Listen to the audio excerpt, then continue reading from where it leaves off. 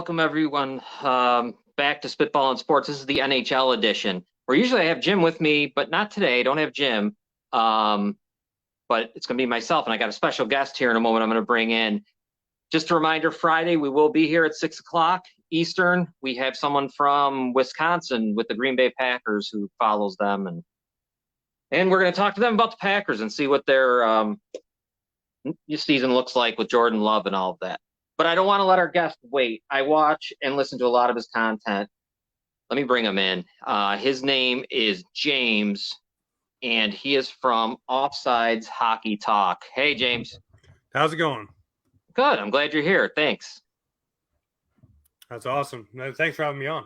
Yeah, no, this is a special. Everyone on this, I'm a Leafs fan. I've been forever. So I don't get to talk Leafs. I do, but it's always like I'm talking Leafs with a Devils fan. I'm talking Leafs with a Penguins fan.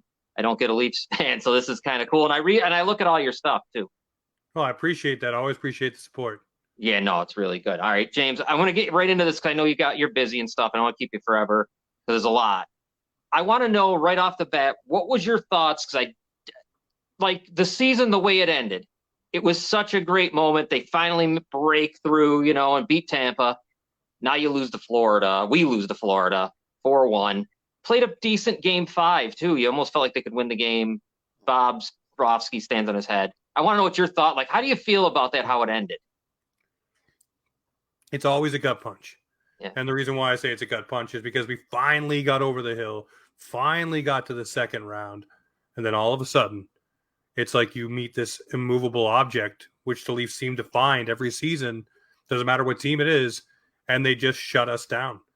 And it was the physical play. But it was so weird to me, that series, because Florida didn't seem to have the same penalties called against them as they did in the first round, the third round, and, of course, the final. So it just seemed like such a shift. And, I mean, you can't blame the referees. Samsonov gets hurt. Yeah. Nyes gets slammed to the ice. But, I mean, if you're banking on a kid that really is just getting his feet wet to be one of the linchpins in your lineup, there might be an issue. But for me, it's a gut punch because you want to see them go further. And we all thought they could. They thought finally that monkey is off the back, the proverbial one's gone. You can finally go on a run. But it wasn't there. No, and I you're right on what I mean. The final goal to win the game. I mean, Gudas does hold Yarncrock's stick. I mean, it did. He did. I mean, because if Yarncroc stick is available, he probably knocks. I think it's it might not have gone in. I think he can knock the puck away something or redirect it. So no, you're definitely right there. I want to ask you about this in the playoff. How do you feel? Because I personally, it bothers me. The talk of, it's mostly Matthews. I think everyone had a hard time against Florida. Didn't seem like much was going well offensively at all. No. I've always felt that Matthews has responded in the playoffs. I want to get your thoughts on him. The second round, I have a theory, and, it's been bantied about that I've said to many people. I think when he fought Steven Stamkos, we all know the wrist injuries, hand injuries he was dealing with last year. I think he re-aggravated that against Stamkos because if you watch after that point, his shot isn't the same. His velocity release isn't the same. The way that he's playing wasn't the same. His confidence in his shot wasn't there. And that translated right into the second round. And we all seen what Matthews did, which wasn't the whole hell of a lot. Yeah. So, I mean, I really think Matthews took some damage in that fight. I don't know what he did, but it wasn't a smart thing to do. We all were saying Matthews maybe needs that crowning moment to fight someone like McKinnon did, like Crosby did. All the stars kind of guys do that once in a while just to say, hey, you're not going to shove me around. But I think it really did hamper him for that one. But, I mean, nobody had a good second round. Nobody. No, and I thought historically, I always look back at Matthews and think it's not as bad as people make it out to be. In his playoff performance, it isn't like how Marner's was. Marner's, I mean, there was that stretch, I don't know how many games he didn't score, all that stuff. And we know Nylander's does well. And I thought Matthews kind of gets historically, I don't know what it is. I don't have a problem with him so much, and I probably should because they score 2 goals a game that seem like every playoff. Yep. So. I mean, with Matthews, the thing you got to look at, too, is the coach doesn't have a willingness to really shift up the lines and do different things. Yeah. No. And let me ask you this now. All right, so let's get off the playoffs. Let's go into the next, like, they clean out the lockers and all hell breaks loose with Kyle Dubas. He ends up saying, I don't know if I want to be here. I don't know. The only place I would be is here. And it seems like he needs a break. And that week is wild. The stuff that goes on that week is crazy. I mean, you've never seen it. I've never seen. No one's ever seen anything like that where he ends up asking for more money. I think he forces himself to get fired. Then quickly is in Pittsburgh. Your thoughts on Kyle Dubas and how that went down? For me, with Kyle Dubas, I look at it like this, and it really felt like this was going to be a thing that happened the entire time. Um, I think he had the offer in his back pocket from Pittsburgh, went to Brendan Shanahan and said, hey, I don't want to have to deal with 7 different people to communicate. I want to communicate my thoughts. I want my process to be my process. I want to communicate it to the board right away. I don't want to let trades slip away, signings slip away, all these different things slip away. I want this to be the way that it goes. And when he didn't get that, he said, I'm going to Pittsburgh. And they gave him everything he wanted in Pittsburgh, including both job titles, which he said family was first. Well, no offense, Kyle, but good luck seeing your family being the president of hockey operations and the general manager. You got double dipping duty, and you're going to be real busy. Yeah, and he's been, as we see with Carlson and everything else he's up to over there, and he's got his own core 4 again. So that'll be interesting with all the money tied up. All right, so we go through this. Dubas, that whole deal. Tree Living now comes in. Right there. Let me ask you, how do you feel about him? Brad Treliving, it's a lot to unpack because a lot of people associate him with Johnny Gaudreau, Matthew Tkachuk, saying that those things, basically are failures. And now he's coming to the Leafs and he's going to destroy the Leafs because now he's got Matthews and Nylander. Kind of similar kind of situations. So I'll look at it like this and say, this guy's coming in, clean sheet in Toronto. He's come in, made some moves, done some things, and now we have to try to figure out where he's going to piece in Nylander and piece in Matthews. But I'm fine with it. It needed a new breath of fresh air. He brought in physical players, which I'm sure we'll get to. But when it comes to Trey Living and Johnny Gaudreau, we all learned about the fact that it was a last-minute car ride with his wife that changed the whole story. Tkachuk just really didn't want to be there, wanted to go somewhere else. You can't force a guy to play for a team where he doesn't want to be. At least on Tkachuk's side of things, he told them that, and he was able to maximize the value. I mean, Huberdeau, Weegar, not too bad of players to add to your lineup. So I think he made, the old salad. He made chicken salad out of chicken S, you know what I mean? So I'm not too worried about what Trey Living can do. I just wish that Toronto fans would give him a chance. Because right now it seems like they're already, this guy's horrible. He doesn't know what he's doing. He ruined Calgary when really he took Calgary from out of the playoffs to into the playoffs and gave them some sort of success there. Not obviously cup-wise, but you know what I mean. Yeah. No, we're with James from Offside Hockey Talk, and we're talking Maple Leafs on Spitball and Sports, and that makes me happy. All right, real quick, Sheldon Keefe stays. They hire Guy Boucher, which is somebody who could overtake, So how do you feel about Sheldon Keefe staying? I feel fine with it. Look, the guy's got a great coaching record in the regular season. I know he needs a better record in the playoffs. We also learned upon Kyle Dubas's exit that a lot of the lineup decisions and personnel decisions actually were Kyle Dubas's choosing. So now we've heard from Trey Living that he's going to give Sheldon Keefe the opportunity to run things the way that he sees fit, use personnel and players the way he sees fit. So that could be really good for the Toronto Maple Leafs. And also, we just talked a moment ago about playoffs and not changing the lineups. Maybe this allows him to do those things and mix and match. He's not married to the fact that he has to keep Matthews and Marner happy. Whatever it is, like remember the beginning of last season when he completely lambasted the entire team for the effort and then had to come out and walk it back. Tell me Kyle Dubas didn't tell him to walk that back in front of everyone. So now maybe he'll be able to bare his teeth a little bit and show guys that, hey, this is the way we're going to do it. If you don't like it, I'll put you on this line or I'll put you on the bench or even in the press box to send a message. I don't care. These are the results I want. So I think Sheldon Keefe staying is fine. He's a fine coach. You add Guy Boucher, you add Mike Van Ryan. I don't see the problem with it. I don't think Guy Boucher would be a guy to usurp Sheldon Keefe if things happen that way. We have to remember Mitch Love, I do believe, is either only an assistant coach or an AHL coach. I think that's the guy Treliving's really got his eye on and a guy that he's brought along during his tenure in Calgary. I think that's the guy that you'll see behind Sheldon Keefe if Keefe goes out the door. But right now, I'm fine with it. See what happens. See if this new team can gel under him again. And I mean, it's not like we weren't at 113 points last year. Yeah. That's nothing to snub your nose at. And I know the playoff success has to come, but it will come. It just need the right roster. Yeah, and I think he needs some credit, a lot of credit, given to how he got Matthews. Matthews plays defense. I mean, he's defensively, he plays the whole ice, 200 feet. One of the best 200-foot games by a centerman in the league. And that's Sheldon Keefe's got a lot to do with it, I believe. And obviously for Marner too. I mean, so yeah, I agree with you completely. I have no problem with this either. I'm good with it.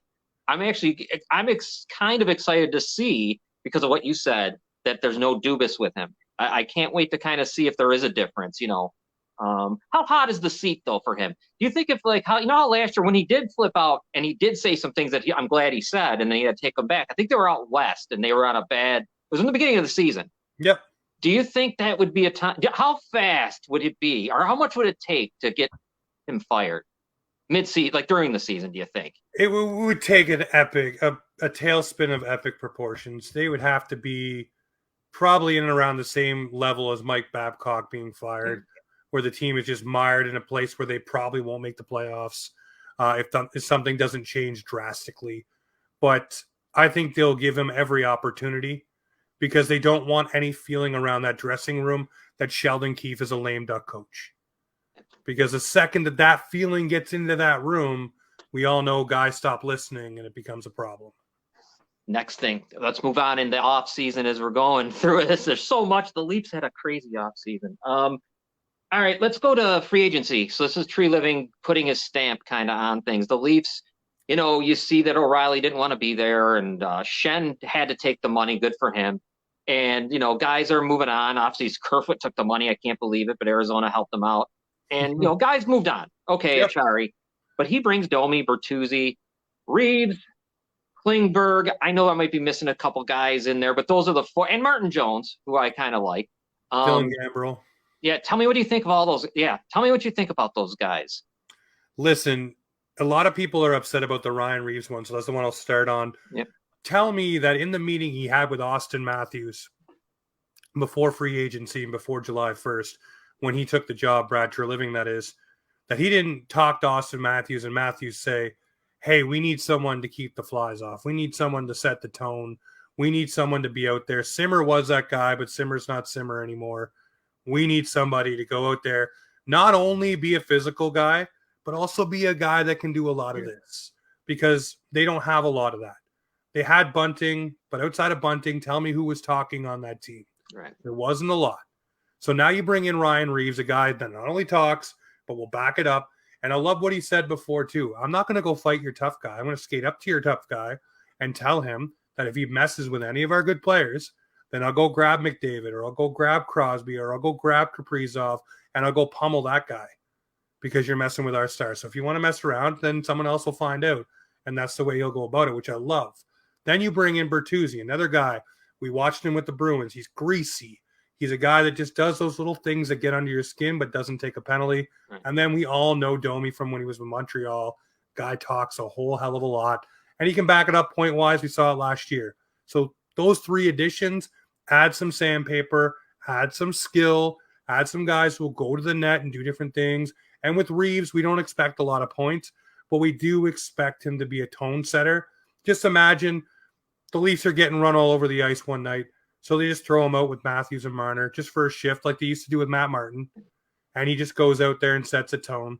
Just grabs somebody or just slams somebody. But Klingberg, another guy, that was a head scratch for me. But it was brought to my attention. The Leafs were one of the worst teams on the back end for offense. What does Klingberg bring on the offense? From the back end, he can wheel. He can get the puck out of your zone. He can do all those things. You need to pair him with a safety blanket, which will probably be to start TJ Brody in my eyes. Just someone who can pair up with him to keep him safe for when he does all that stuff. We've seen him do it with Morgan Riley. And then obviously Martin Jones, third string guy for me. That's if something happens, you have him, NHL experience. He's on a league min contract you can bury. No problem. And then Dylan Gambrell, same thing, cheap guy, cheap depth, guy who can play defensively. Hoping for Nick Robertson to hit this year. So we'll see what happens there. But everything they brought in was stuff that they didn't have. So you look at the roster, what didn't they have? They didn't have guys that talked a lot. They didn't have guys that chirped a lot. Physicality and just grimy kind of Corey Perry stuff that we dealt with for a while. They now have that in those 3 players. Yeah, absolutely. I'm with James from Offside Hockey Talk. We're talking Leafs. All right, before I get into their lineup real quick with you, we got to talk, obviously, Matthews and Nylander. I'm frustrated as a Leaf fan. I'm frustrated with it. I'm probably more frustrated with the media because of how things are. I don't know. Okay, Nylander has to wait until Matthews signs before he'll do anything. All this talk, and give me your take on the two of them. I thought Matthews would be signed by now, to be honest. Well, I mean, if you look at our good friend Carlo Koliakovo, he said the deal's already done. It should have been signed a couple of weeks ago. I'm not really concerned about Austin Matthews. I think that deal is done. I think that will be signed, sealed, and delivered and put in a drawer. I think they're just taking the Lou Lamoriello approach. You have time, use it. You don't need to max out your cap. I think you're only allowed to be over 10% or whatever. And his contract doesn't even matter until next year anyways. Not this season, but the season past. But they're just looking at everything, keeping all their ducks in a row. With William Nylander, he wants $10 million or whatever it is. And I was on the fence of saying, 8.99 million is where I would be at with him. He's a guy who could probably score you 40 goals. You know what you're getting for him. Defensive warts. He doesn't battle along the boards that much. All those different things. But he does score a lot of goals from close to the net. Go look at his goals that he scores. It's not all perimeter shots. He does drive the lane. He does score in the home plate, they call it. So, he's a guy that will take a little bit of a beating in front of the net and score some goals. The thing is, though, is he worth $10 million? Well, then you look at the cap. What do we used to do before COVID? We said the cap is going up X amount of dollars. So if you sign a guy today at $10 million in 2-3 years, it doesn't look that bad. It's not that bad of a thing because, this season it goes up 1. The season after this, they're projecting between 4 and 5 million. It's going to go up. And then 4 and 5 keeps going on and on and on. So suddenly a $10 million deal isn't that bad. And that's the way the Leafs looked at things when they signed John Tavares, when they signed Austin Matthews, when they signed Mitch Marner. They were looking at the cap being above where it is now in the $99 to $103 million range. So, yeah, you sign Nylander to a $10 million deal. Is it going to kill you to start out? Probably.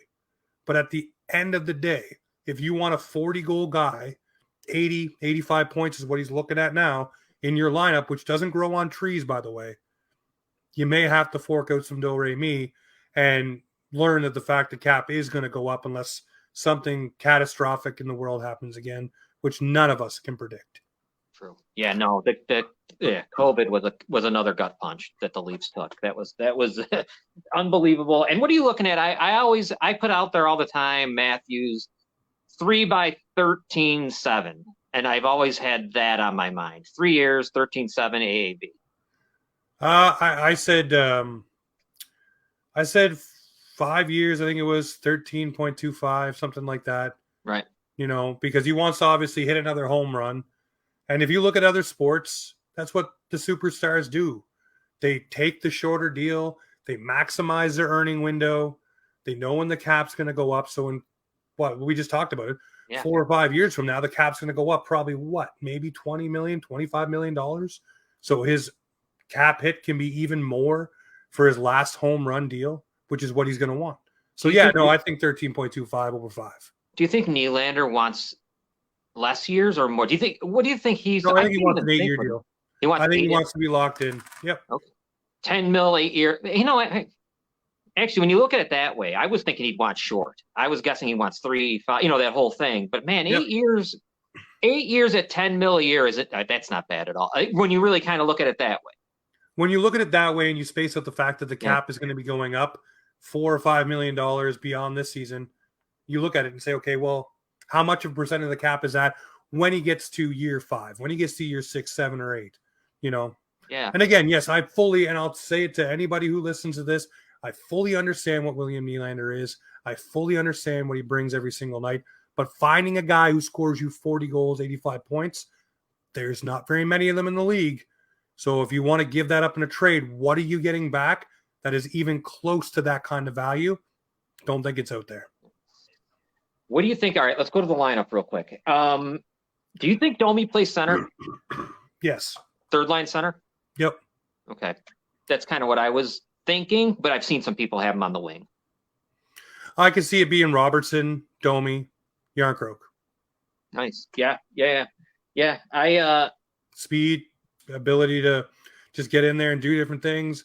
Domi's been okay on the dot. I think he's 50 something on the dot, so it's not too bad. Yeah, no, I think that would be huge. You got to have those three, because if you don't, then you're talking Camp and I guess Holmberg it would be, or something. Camp, Holmberg, Yarncroke. Yeah, as your fourth line. Yeah, they got to play him there. What about Nyes? Who's he with? Is he with Tavares? Matthews, Marner. Oh, okay, and Bertuzzi would be with Bertuzzi will add a little snarl to that second line, in my opinion, where we just talked about William Nylander, kind of soft on the boards. Yeah. John Tavares, a little bit aging. You put Bertuzzi there to be kind of the don't touch these guys. I'll be a little bit physical. I'll stand in front of the net. I'll go along the boards. I'll be the Zach Hyman kind of guy and get the puck to these guys. And I can see Bertuzzi and Nyes flipping, but you looked at Nyes. Nyes was great at stripping the puck, great at going in the corner. He was winning puck battles. So that's the kind of guy that Hyman was for Matthews and Marner before. So you pair that with those guys, you put Bertuzzi down, Domi slots in center. Everything kind of filters out. Yeah, good point. Matthew Nyes, what a player he was. I mean, it's fun. God, he just steps in after losing where I think he lost the Frozen Four in Tampa, and he comes in and he just amazing. The Leafs usually don't get that, to be honest with you. I usually don't remember the Leafs finding a guy like, oh my God, he's a difference maker. Yep. He was legitimately, when he went down against Florida, I can't believe it. And you're right. We shouldn't. That's terrible. We're in bad shape when that's the case, but you felt it. But again, it was a setup. Everybody was set up right. And it looked like he was going to be a player that really could be a difference for us. So in one sense, I mean, you look at any team that brings in a young guy for the first time and has an impact. Hello, Boston with Charlie McAvoy. Yeah. What difference would his season have been like, or the Boston Bruins playoff run that year, if he didn't slot in and play, or if he got injured? It would look different as well, because they started counting on him because he was producing and being a focal point of their lineup, which is what you want out of a cheap, cap effective guy. Now this, my biggest fear for the Leafs is defense. Even though they're so good, they've been good defensively. But you look at, I guess I'm looking at the defensemen. Like Gio is kind of concerning with him, and it looks like him and Liljegren. Like I feel like there's a defenseman that has to be somewhere that we don't know that's coming. I thought the same thing. I think right now what you get is what you have, because a lot of people seem to forget this. We didn't have McCabe all last season. Right. He came in at the trade deadline. So we haven't had a full season of Jake McCabe to see what he actually is for this defense. So I think they're going to want to see what they have under the hood there. And if they can make something work with the guys that they have, and then go make your additions probably towards the trade deadline, January, February-esque, and add a couple of guys for either depth or to bolster it if you feel what you have isn't working. Because I don't know. I look at it, Liljegren should take a step. If you limit Giordano to less minutes a night, you should get more out of him. TJ Brody should be fully healthy and ready to go, which is another thing. Morgan Riley will not have a season like he had last year where he did not score and could not score. He was also hurt and banged up. So another healthy defenseman there. And then you look at John Klingberg. Okay, what can he bring? You know he's a defensive dark hole, but if the Leafs are able to get the puck out of their zone a lot more than they were last year, that is another thing that we look at and say, okay, that will take away pressure from Samsonov, pressure from the forwards, pressure from guys who had to play more minutes than maybe they should be playing, like Giordano. If the puck is constantly filtering out of your zone more with a Riley and a Klingberg, might be a good thing. Yeah, no, you're right. I mean, they and defensively, the team is very, Sheldon Keefe has them very responsible down the middle, the whole deal. All right. Top three in the league, I think it was last year in goals against. Yeah, you can't. It's really you can't get much better than that. No, and it's so mind-numbing, and the playoff thing where they still do well defensively and can't score. It's not. What do you think of one guy? I'm going to bring up his name because sometimes people get pissed about him. Connor Timmins. Is there anything or any point where you see that could be a player? I mean, he's like 25 or something. I don't think he's Listen, that he is old. a player. He was almost a point per game guy when he was in the lineup.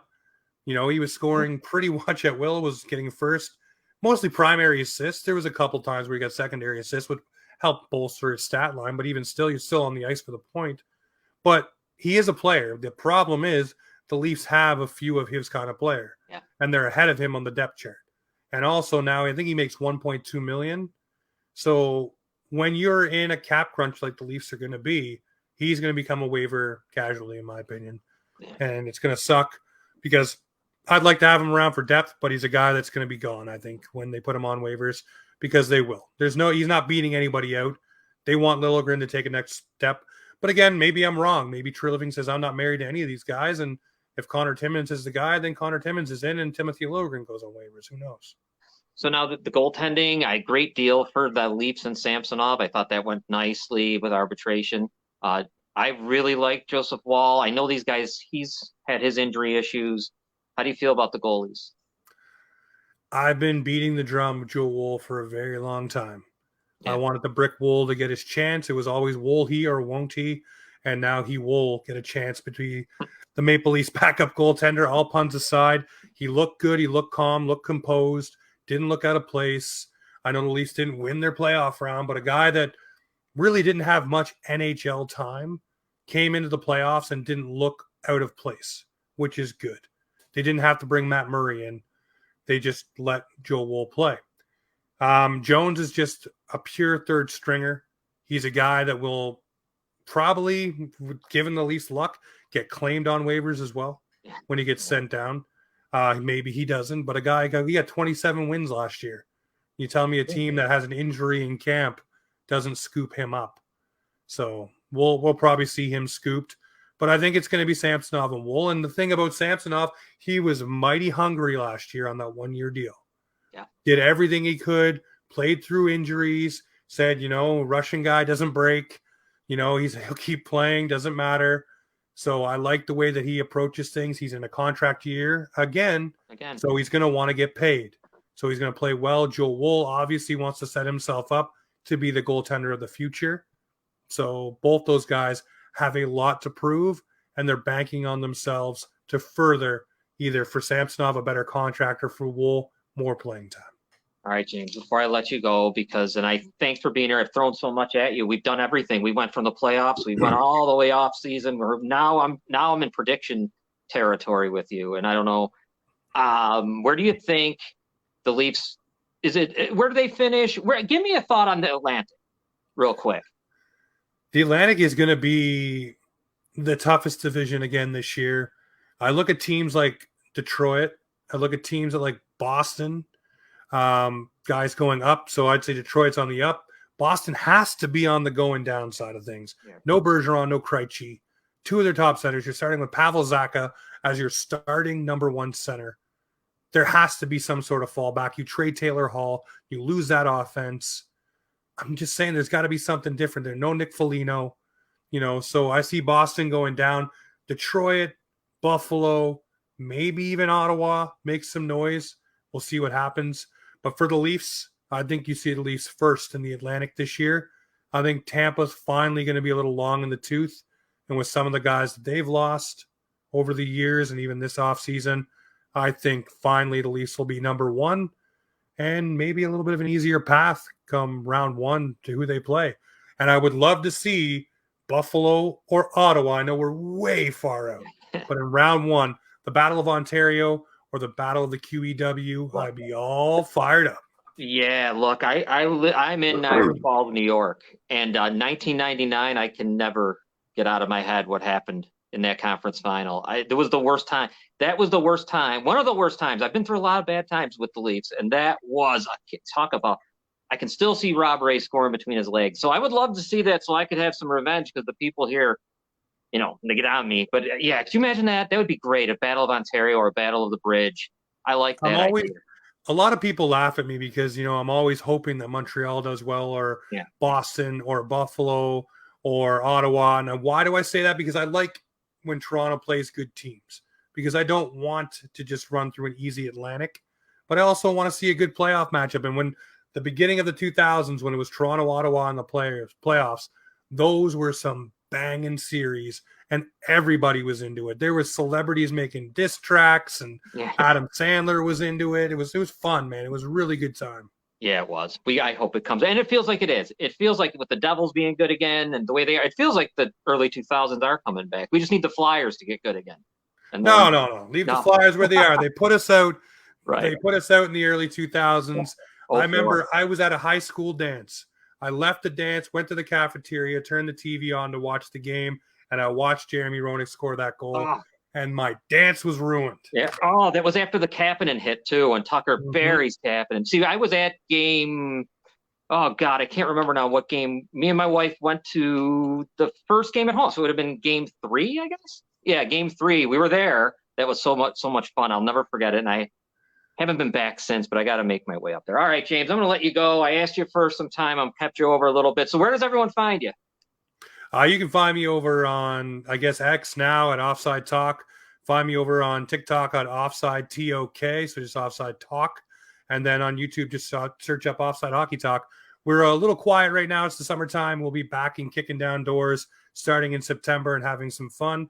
And probably joining our friends over at the Hockey Pod Network. So we'll see what happens there. Oh, nice. Good. All right, James. I'm going to be reaching out more like as the season gets closer. I want you back on. I want my friend Jim to be with me too, so we can talk Leafs and the Atlantic and all that. Well, I appreciate it. Sounds great. Well, thanks so much for having me and have a great one. Everyone, make sure you go check out Spitball and Sports Podcast. Get in there. Thank you. Thanks, man. I'll talk to you. Cheers. All right. So that was James from Offside Hockey Talk. We did a Maple Leafs podcast. I usually don't do them. We end up doing them begrudgingly a lot of ways because you know when we're doing them, and I'm with the great Jim Behringer, who he'll be back with me, obviously, but just like James said, it's the off season, it's the dog days. But usually it's like, oh my God, we have to talk about the Leafs again because they're always in the news, they're doing something, and I get it because sometimes when your other fan bases, the Leafs can dominate because no matter what happens, they're top of the news in Canada, which then makes it the NHL. So, all right, that was James, and I'll be back with Scott on Friday at 6 p.m. We have someone who is coming on, a mystery, who will be coming on representing, covers the Green Bay Packers, and we'll talk about the Packers and how they're going to do this year with Jordan Love in the NFC North, and that'll be fun because I'm a Bears fan, so I'll have a good time with him. All right, everyone, we will be back, like I said, Friday at 6 p.m. See you then.